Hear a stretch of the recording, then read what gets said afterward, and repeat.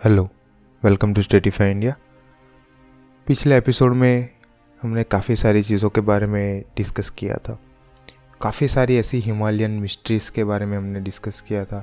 कुछ ऐसे प्लेसेस के बारे में हमने आपको इन्फॉर्मेशन प्रोवाइड की थी जो कि काफ़ी स्पेशल है अपने आप में, कुछ स्पेशलिटी लेके आते हैं, उनके कुछ ऐसे कैरेक्टरिस्टिक है जो कि क्रेज़ी है। आज हम वैसी ही कुछ चीज़ों को लेकर आए हैं फिर से। ये एक्चुअली पार्ट 2 है हिमालयन सीरीज़ का, ठीक है। और इसमें हम कुछ और ऐसी हिमालयन प्लेसेस के बारे में और मिस्ट्रीज़ के बारे में डिस्कस करेंगे। तो शुरू करते हैं आज का ये एपिसोड और कंटिन्यू करते हैं हमारी काफ़ी ब्यूटीफुल, काफ़ी मिस्टीरियस नोवेल सीरीज़ को। So let's get started. सबसे पहला जो प्लेस है वो है गंगखार युनसुम। ये एक माउंटेन है जो कि नेपाल और चीन के बीच में आया हुआ है। और इस माउंटेन की खासियत ये है कि आज तक इस माउंटेन को कोई भी चढ़ नहीं पाया। जैसे कि हमें पता है कि माउंट कैलाश को भी कोई नहीं आज तक चढ़ पाया है, ऐसा माना जाता है। और इसी तरह से ये पर्टिकुलर माउंटेन पे भी आज तक किसी ने अपनी कंप्लीट जर्नी नहीं की है। एक और ख़ास बात है, ये माउंटेन की आज तक हाइट भी किसी को नहीं पता। ये एक ऐसा पर्वत है जिसकी हाइट काफ़ी बार मेज़र की गई है, लेकिन इसकी height her bar different I है। तो सबसे पहले इस माउंटेन की हाइट 1922 में मेज़र की थी, लेकिन उसके बाद जितनी भी मेज़रमेंट हुई है सब में इसकी हाइट एक्यूरेसी के साथ नहीं मिली है। तो एक काफ़ी बड़ा सीक्रेट है इस पर्टिकुलर माउंटेन का।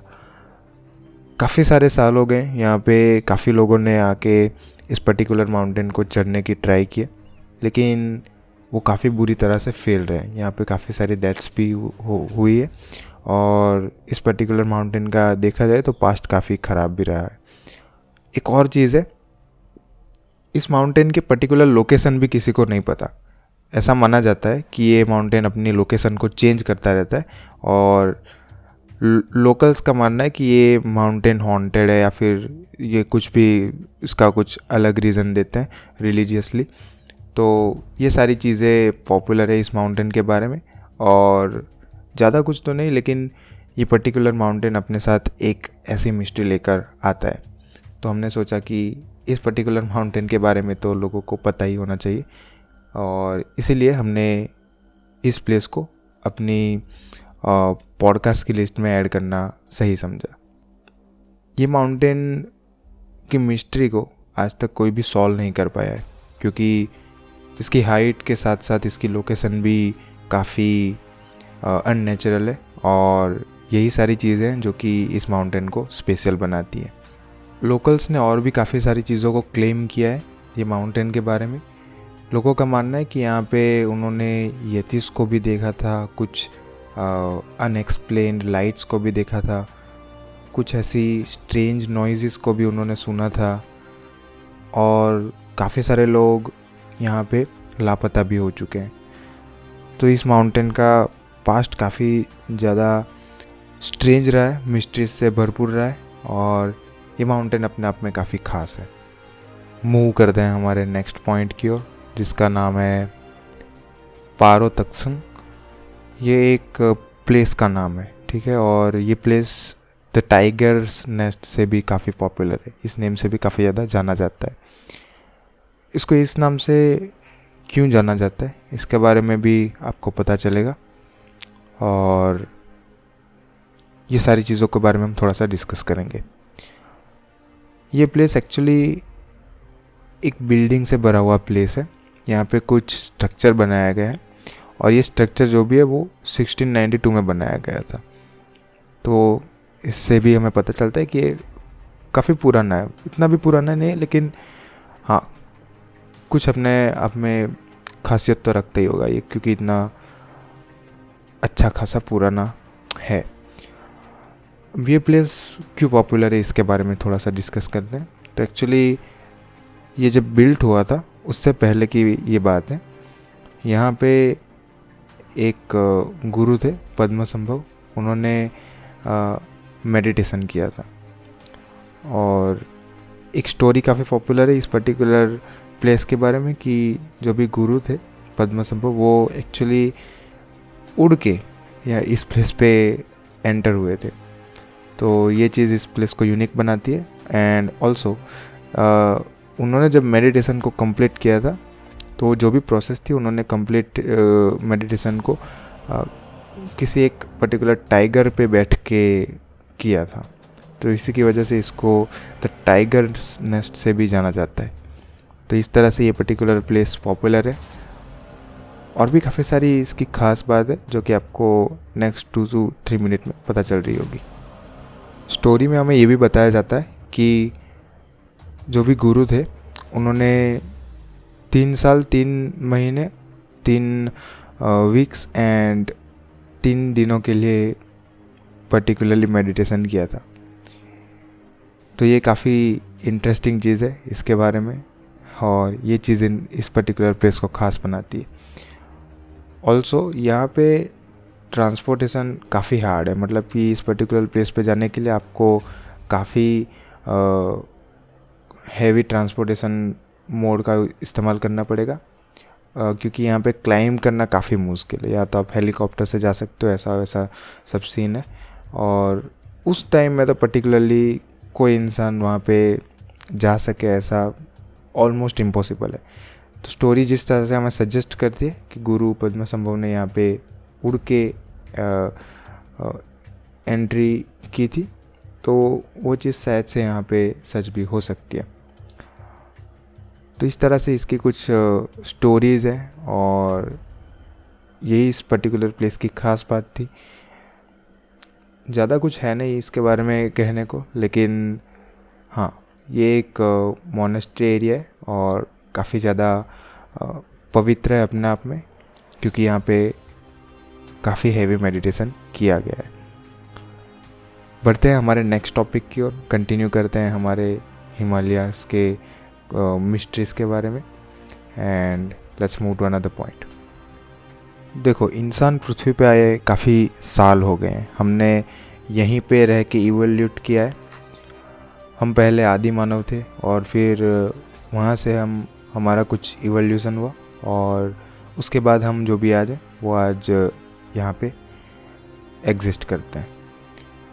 लेकिन क्या आपको पता है कि एक्चुअली ह्यूमन कहाँ से ओरिजिनेट हुआ था, कहाँ से उत्पत्ति हुई थी एक्चुअली ह्यूमंस की?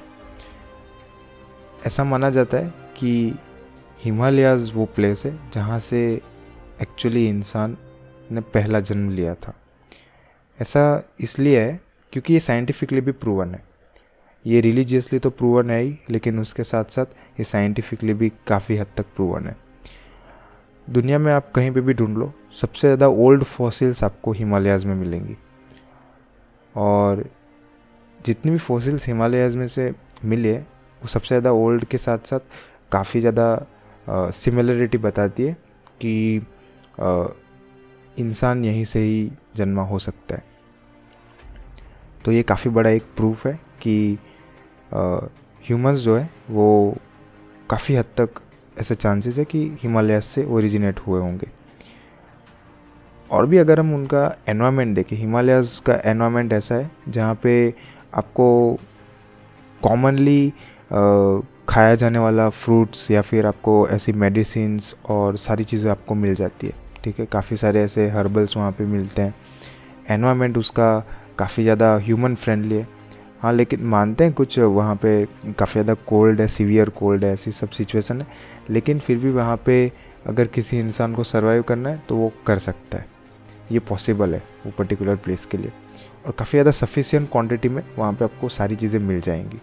तो ये भी एक पॉइंट आउट करता है ये चीज़ भी कि काफ़ी हद तक ऐसा पॉसिबल है कि ह्यूमंस जो है वो हिमालय से ओरिजिनेट हुए होंगे।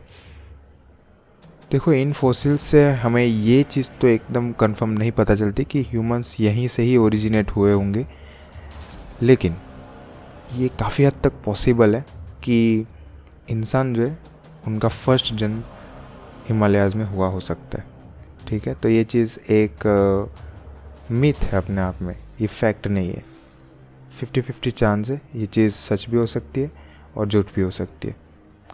तो ये एक पॉइंट नोट करने वाला है। तो ये एक काफ़ी ब्यूटीफुल कनेक्शन था ह्यूमंस और हिमालयास के बीच का। बढ़ते हैं हमारे नेक्स्ट टॉपिक की ओर और कंटिन्यू करते हैं, हमारे काफ़ी सारे और सीक्रेट्स भी बाकी है। और आई होप आप पॉडकास्ट को अभी तक सुन रहे होंगे और आपको पसंद भी आ रहा होगा। काफ़ी सारी नई नई चीज़ें आने वाली है, तो बने रहे हमारे साथ पॉडकास्ट में, आपको काफ़ी सारी चीज़ें जानने मिलेंगी। जोशीमठ एक लोकेशन का नेम है जो कि लोकेटेड है हिमालयास के क्लोज में, और ये काफ़ी पॉपुलर लोकेशन है। आपको पता चलेगा क्यों पॉपुलर है, क्योंकि ये लोकेशन पे काफ़ी सारी चीज़ें पॉपुलर है। ठीक है, सबसे पहले भविष्य केदार टेम्पल।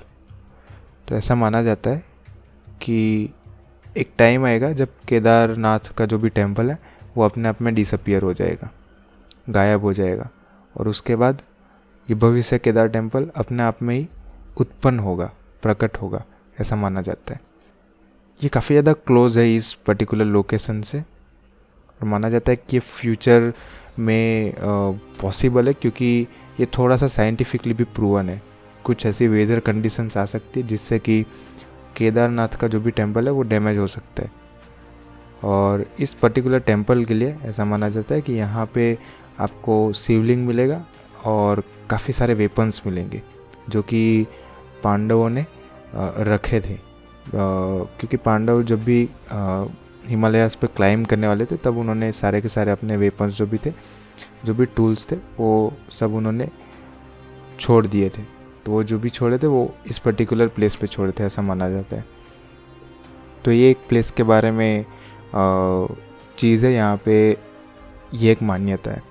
और बाय द वे ये मैं एक ऐसे ही नहीं बोल रहा हूँ, ये मैं एक्चुअली एक पुराण से ली गई बात बोल रहा हूँ। स्कंद पुराण नाम आपने सुना ही होगा, तो उस पर्टिकुलर पुराण में से ये चीज़ बोल रहा हूँ मैं। ठीक है, तो वो इस पर्टिकुलर चीज़ का सोर्स है।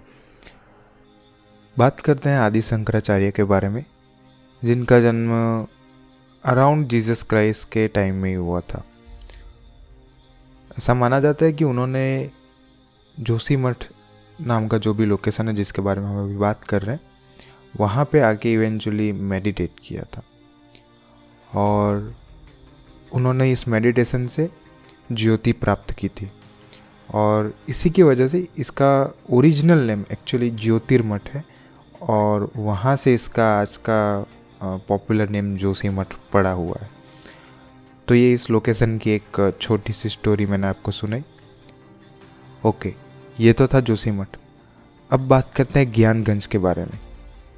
ये एक प्लेस है जो कि काफ़ी इंटरेस्टिंग है, और एक्चुअली ये एक माइथोलॉजी से जुड़ी हुई एक थियोरी है, एक कॉन्सेप्ट है। ये कोई फैक्ट नहीं है। इसके बारे में आप जो भी सुनोगे अभी वो किसी भी प्रोफेसर ने या फिर किसी भी रिसर्च से प्रूव नहीं किया गया है। तो जो भी चीज़ें मैं अभी बताने वाला हूँ वो सारी की सारी या तो माइथोलॉजी से उठाई गई एक रिलीजियस चीज़ है, या फिर लोगों ने ऐसे ही जो भी कॉन्सेप्ट्स या थियरीज बना के रखी है लोकल्स ने, वो चीज़ें मैं यहाँ पे शेयर करने वाला हूँ। तो ज्ञानगंज जो भी है वो एक रिमोट एरिया में लोकेटेड है। अब ये रिमोट एरिया क्या होता है? रिमोट एरिया बेसिकली एक ऐसी लोकेशन होती है जो कि सिटीज़ से या फिर जहाँ पे लोग ज़्यादा रहते हैं वहाँ से काफ़ी दूर रहती है। ठीक है, तो इवन गांव से भी ये लोकेशन काफ़ी ज़्यादा दूर रहती है। तो यहाँ से दूर दूर तक आपको कोई भी ह्यूमन एग्जिस्टिंग नहीं दिखाई देगा। तो ये मेन आपकी रिमोट एरिया की लोकेशन डेफिनेशन होती है। ओके, ऐसा माना जाता है कि ये एक पॉसिबिलिटी है कि ये ज्ञानगंज एक वैली हो सकती है हिमालयाज़ में, और ये तिब्बत से थोड़ा सा नज़दीक में हो सकती है, ऐसा माना जाता है रिलीजियसली। और कुछ लोकल्स का ऐसा मानना है कि टोटल 4 ऐसी जगह है, 4 ऐसी लोकेशन है जहाँ से इस पर्टिकुलर जगह पे आप एंटर कर सकते हो, और इसको सिद्धाश्रम भी बोला जाता है। ये लोकेशन सिद्धाश्रम से भी काफ़ी ज़्यादा पॉपुलर है। ये 4 लोकेशन में valley of the moon, mount Kailash, Shvetalok and एक अननेम्ड माउंटेन है जो कि गंगोत्री से एक्सेसिबल है। तो ये सारी 4 लोकेशन है जहाँ से आप एंटर कर सकते हो, ऐसा माना जाता है। ये एक्चुअली थियोरी है, ये सब जितनी भी चीज़ें बोल रहा हूँ ये सब थियोरी में ही जा रहा है। कोई भी चीज़ का प्रूफ नहीं है, कोई भी चीज़ ऐसे प्रूवन नहीं है, ठीक है। जैसे कि हमें पता है कि माउंट कैलाश पे काफ़ी सारे माउंटेनर्स और ट्रैकर्स जाते हैं, लेकिन उसका भी एक सीक्रेट है जो कि वो रिवील नहीं कर पाए। वैसे ही ये पर्टिकुलर प्लेस का भी काफ़ी बड़ा एक सीक्रेट है जो कि लोग इसको रिवील नहीं कर पाए। माउंट कैलाश के बारे में भी हम काफ़ी बड़ा पॉडकास्ट बनाने वाले हैं उस पर्टिकुलर प्लेस के बारे में, क्योंकि माउंट कैलाश की मिस्ट्री इतनी बड़ी है कि उसके ऊपर एक सिंगल पॉडकास्ट बनाया जा सकता है। तो उसके लिए हम सोच रहे हैं, उसका हम फ्यूचर में प्लान करेंगे थोड़ा सा और अच्छे से रिसर्च करने के बाद। तो आप तब तक हमको फॉलो कर सकते हैं ताकि आपको जल्दी से जल्दी नोटिफिकेशंस मिलती रहे हमारी, एंड आप जल्दी से जल्दी हमको सुन पाओ, ठीक है। तो जैसे कि माउंट कैलाश की आप मैपिंग नहीं कर सकते, आप सैटेलाइट फुटेज नहीं ले सकते, वही सेम चीज़ यहाँ पे भी हो रही है। ज्ञानगंज की कोई भी सैटेलाइट मैपिंग नहीं कर पाया है आज तक। सैटेलाइट से कोई भी फ़ोटो वगैरह भी अगर आप खींचोगे तो भी वो एकदम धुंधला आएगा या फिर वहाँ पे आपको कोई भी चीज़ दिखेगी नहीं। तो ये चीज़ सिमिलर है माउंट कैलाश से, एंड इसको लोकेट करना भी काफ़ी हार्ड है ऐसा माना जाता है। एक्चुअली इसकी कोई लोकेशन भी नहीं है जब तक मैंने सुना है, ठीक है। ये सारी चीज़ें इसलिए फ्लिक हो रही है क्योंकि काफ़ी सारे रिलीजन में इस चीज़ का मेंशन किया गया है और काफ़ी सारे लोकल्स भी इसकी इन्फॉर्मेशन प्रोवाइड करते हैं। तो कोई कुछ और कहता है, कोई कुछ और कहता है, लेकिन जो भी सिमिलर इन्फॉर्मेशन है वो मैं यहाँ पे प्रोवाइड कर रहा हूँ। जो मोस्ट सिमिलर इन्फॉर्मेशन है वो ऐसा बोला जाता है काफ़ी सारे रिलीजन में कि ज्ञानगंज जो है वो इमोर्टल्स का एक प्लेस है। यहाँ पे जो भी अमर आत्माएं होती है वो ही जा सकती है। तो ये एक ऐसा प्लेस है जहाँ पे अमर आत्माएं और इमोर्टल्स रहते हैं, एग्जिस्ट करते हैं। तो ये काफ़ी आइसोलेटेड प्लेस है। अगर आपके पास वो कार्मिक कनेक्शन नहीं है तो आप इस पर्टिकुलर प्लेस पे नहीं जा सकते, आप इसको एक्सेस नहीं कर सकते। ऐसा इसका एक कॉन्सेप्ट है, ठीक है। इसको सांग्रीला, सिद्धाश्रम एंड संभाला के नाम से भी जाना जाता है। तो ये प्लेस इस कुछ नामों से काफ़ी ज़्यादा पॉपुलर है और काफ़ी ज़्यादा पवित्र माना जाता है। जितने भी लोग इसको बताते हैं, इसके बारे में जितना भी वर्णन करते हैं, वो इस प्लेस को काफ़ी ज़्यादा पवित्र बताते हैं। यहाँ पे पवित्र लोग ही जा सकते हैं, वो चीज़ यहाँ पे है। जैसे कि मैंने बताया, यहाँ पे सिर्फ अमर लोग या फिर इमोर्टल्स ही जा सकते हैं। तो ऑफ कोर्स ऐसा माना जाता है कि यहाँ पे कोई भी डेथ नहीं होती और आज तक कोई भी डेथ नहीं हुई है। तो ये एक चीज़ है, यहाँ पे जो भी एंटर करेगा वो अनलिमिटेड टाइम तक ज़िंदा रहेगा, ऐसा माना जाता है। इसके ऊपर कुछ मूवीज़ भी बनी है इस कॉन्सेप्ट के ऊपर, नॉट लाइक परफेक्ट इसके ऊपर, ज्ञानगंज के ऊपर पर्टिकुलर नहीं, लेकिन इसके कॉन्सेप्ट के ऊपर काफ़ी सारी मूवीज़ बनी है, जिनमें से लॉस्ट होराइजन एक काफ़ी पॉपुलर मूवी है। फिर about the lost kingdom of Shangrila करके एक मूवी है, और भी काफ़ी सारी नॉवेल्स वगैरह लिखी गई है इसके ऊपर। तो ये इसका एक बेस कॉन्सेप्ट है इस पर्टिकुलर चीज़ों का। हिंदू स्क्रिप्चर्स में और उसमें पर्टिकुलर महाभारत में और वाल्मीकि रामायण में ऐसा रेफरेंस दिया गया है कि ज्ञानगंज जैसी कोई जगह है, और उसमें सिद्धाश्रम नाम का एक वर्ड प्रोवाइड किया गया। तो ये भी एक क्रेज़ी चीज़ है कि हमारे हिंदू शास्त्र में भी ऐसी एक लोकेशन का वर्णन किया गया है और वो भी एक चीज़ होल्ड करता है। तो ये था ज्ञानगंज, एक काफ़ी इंटरेस्टिंग कॉन्सेप्ट, थियोरी और रिलीजियसली हल्का सा माइथोलॉजी का टच, और काफ़ी इंटरेस्टिंग प्लेस। बढ़ते हैं हमारे नेक्स्ट टॉपिक की ओर, जो कि है बद्रीनाथ। बद्रीनाथ एक काफ़ी इंटरेस्टिंग प्लेस है। वहाँ पे काफ़ी सारे लोग जाते हैं, ट्रैवल करते हैं, और काफ़ी सारे लोगों की एक्चुअली लाइफ में ये एक इच्छा होती है कि वो बद्रीनाथ, केदारनाथ जैसी जगह पे जाए और भगवान के दर्शन करे। हम यहाँ पे आपको एक चीज़ रिवील करने वाले हैं यहाँ पे बद्रीनाथ टेम्पल के बारे में, जो कि हमारे शास्त्रों में भी लिखी गई है और काफ़ी सारे ऐसे स्ट्रॉन्ग डिवोटीज़ या फिर काफ़ी सारे ऐसे स्ट्रॉन्ग बीइंग्स ने भी हमें ये चीज़ प्रोवाइड की है। तो उसके ऊपर आते हैं, फिर से आते हैं स्कंद पुराण के ऊपर। स्कंद पुराण में एक और चीज़ मेंशन की गई कि जिस तरह से अब हमने पहले भी डिस्कस किया कि केदारनाथ डिसअपियर होगा, उसी तरह से बद्रीनाथ भी अपने आप से डिसअपियर हो जाएगा ऑटोमेटिकली।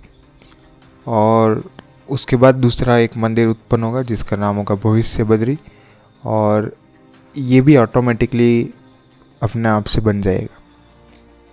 सबसे इंटरेस्टिंग चीज़ ये है कि जो भी भविष्य बद्रीनाथ का टेम्पल है वो एक्चुअली बनना स्टार्ट हो गया है, और कुछ लोगों ने ऑलरेडी उसको देखा भी है, ऐसा क्लेम करते हैं वो। लेकिन इवेंचुअली वो अपना रास्ता भटक जाते हैं, वो रास्ता भूल जाते हैं, ऐसी मान्यताएं बताई गई है लोकल्स के द्वारा। मेन स्टोरी ये है कि अगर हमें बद्रीनाथ के मंदिर तक जाना है तो हमें नर और नारायण ऐसे दो माउंटेन्स को क्रॉस करना पड़ता है, इनसे हमें पास करके जाना पड़ता है। लेकिन स्कंद पुराण में ऐसा बताया गया है कि ये दोनों माउंटेन एक दूसरे के साथ कनेक्ट हो जाएंगे, और जो भी रास्ता है वहाँ पे जाने का उसको डिस्ट्रॉय कर देंगे, और इसी की वजह से बद्रीनाथ हमेशा के लिए बंद हो जाएगा। और वो जैसे ही बंद होगा अपने आप से भविष्य बद्रीनाथ टेम्पल का रास्ता जो है वो ऑटोमेटिकली खुल जाएगा, रिवील हो जाएगा। और ये काफ़ी फिक्शनल है, बट ये काफ़ी कंफर्म की गई चीज़ है काफ़ी सारे लोगों से, और योगीज़ ने भी ये सारी चीज़ों को क्लेम किया है।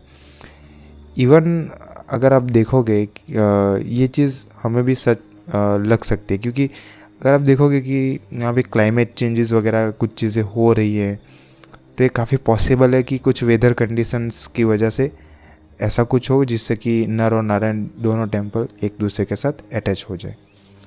तो ये काफ़ी पॉसिबल चीज़ है, क्योंकि वहाँ पे लैंड स्लाइड्स वगैरह काफ़ी कॉमन चीज़ है। तो ये एक छोटा सा फैक्ट मैंने आपको बताया जो कि स्कंद पुराण में मेंशन किया गया था। तो ये था बद्रीनाथ और भविष्य बद्री की स्टोरी, या फिर फिक्सन या फिर माइथोलॉजी, आप कुछ भी बोल लो। कंटिन्यू करते हैं हमारे पॉडकास्ट को और बढ़ते हैं हमारे नेक्स्ट टॉपिक की ओर, जिसका नाम है कोंकाला। ठीक है, ये एक काफ़ी वियर्ड सा नेम है। ये एक्चुअली एक प्लेस का नेम है, ठीक है, लोकेशन का नेम है। ये लद्दाख में, और यहाँ पे जाना काफ़ी मुश्किल से है, लेकिन फिर भी काफ़ी सारे टूरिस्ट यहाँ पे हाइकिंग वगैरह करके काफ़ी फ्रीक्वेंटली विज़िट करते हैं, क्योंकि ये स्पेशल लोकेशन है। किस तरह से स्पेशल आपको पता चलेगा, सुनते रहे।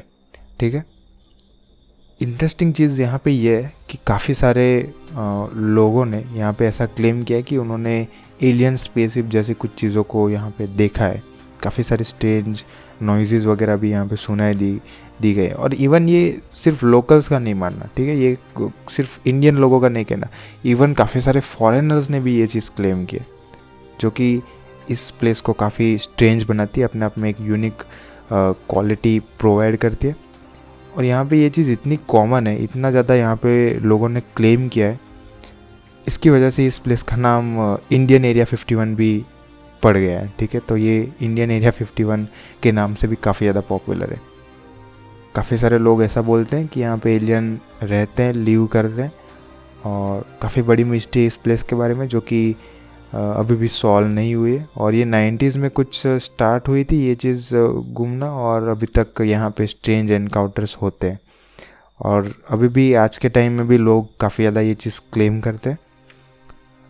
काफ़ी सारे लोकल्स का ये मानना है कि ये जो भी प्लेस है वो इंडियन और चाइनीज साइड दोनों में थोड़ा थोड़ा सा पड़ता है। तो इसकी वजह से यहाँ पे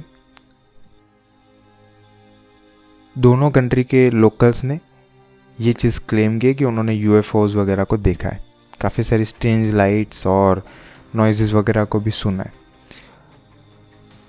इन्हीं के साथ कुछ थियरीज ऐसे भी निकल के आती है कि इंडियन और चाइनीज़ गवर्नमेंट को ये चीज़ काफ़ी अच्छे से पता है कि यहाँ पे अंडरग्राउंड यूएफओ का एक बेस है, लेकिन वो इस चीज़ को नकार रहे हैं या फिर इस चीज़ को इग्नोर कर रहे हैं, लोगों के बीच में आने नहीं दे रहे। ऐसी कुछ मान्यताएं और थियरीज़, कॉन्स्पिरेसी थियरीज़ बना के रखी है, ठीक है। तो ये चीज़ भी यहाँ पे काफ़ी पॉपुलर है। अगर मैं जस्ट रिसेंट की बात करूँ तो जस्ट रिसेंट में भी एक हिंदू रिलीजन का ग्रुप उधर गया था माउंट कैलाश के ऊपर, और उन्होंने भी कुछ स्ट्रेंज लाइट्स स्काइज़ में नोटिस की थी। तो ये चीज़ भी काफ़ी क्रेज़ी है। मतलब यहाँ पे ये चीज़ कॉमन है कि आप स्ट्रेंज लाइट देखो, कुछ नॉइजेस सुनो या फिर कुछ यूएफओस को नोट करो, ये काफ़ी नॉर्मल सी चीज़ है। अगर आप उसको नहीं देखोगे तो वो थोड़ा सा अजीब लगेगा किसी को। तो ये एक काफ़ी स्ट्रेंज सा प्लेस है, और ये लोकेशन काफ़ी टेंस्ड एरिया में सिचुएटेड है, क्योंकि ये इंडिया और चाइना की बॉर्डर है और वहाँ पे ये सारी चीज़ हो रही है। तो ये भी है। और यहाँ पे एक चीज़ नोट करने वाली ये भी है कि यहाँ पे दोनों साइड से ये चीज़ बताई जाती है कि यहाँ पे यूएफओस वगैरह को नोट किया जाता है। अगर आप चाइनीज़ कंट्री के लोकल्स को भी पूछोगे, जो कि इस पर्टिकुलर बॉर्डर के नज़दीक रहते हैं, वो भी सेम चीज़ क्लेम करेंगे, और इंडियन लोकल्स भी यही सेम चीज़ क्लेम करते हैं। तो ये थोड़ा सा एक क्लैरिफिकेशन है यहाँ पे कि ये पर्टिकुलर चीज़ को थोड़ा सा हमें ध्यान में लेने की ज़रूरत है। कुछ ना कुछ तो अपने साथ स्पेशलिटी को लेके आती है ये जगह। एक थियरी प्रोवाइड की गई है, एक्चुअली फैक्ट भी है ये, कि जून 2006 में एक सैटेलाइट इमेज क्रिएट की गई थी और गूगल अर्थ ने ये चीज़ को रिवील किया था 1/500 स्केल के ऊपर।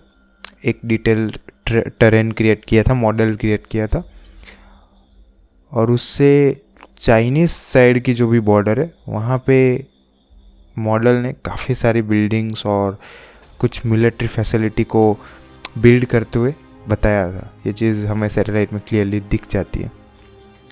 और एक रीजन है अक्सय चीन करके, और ये रीजन जो भी है वहाँ पे कुछ इंटरेस्टिंग चीज़ें हो रही है, क्योंकि ये वो जगह है जहाँ पे एक प्लेट दूसरी प्लेट के अंडर डाइव होती है, और इसी की वजह से यहाँ पे काफ़ी ज़्यादा डेप्थ ऑफ क्रस्ट है, और ये चीज़ यहाँ पे आप नोट कर सकते हो।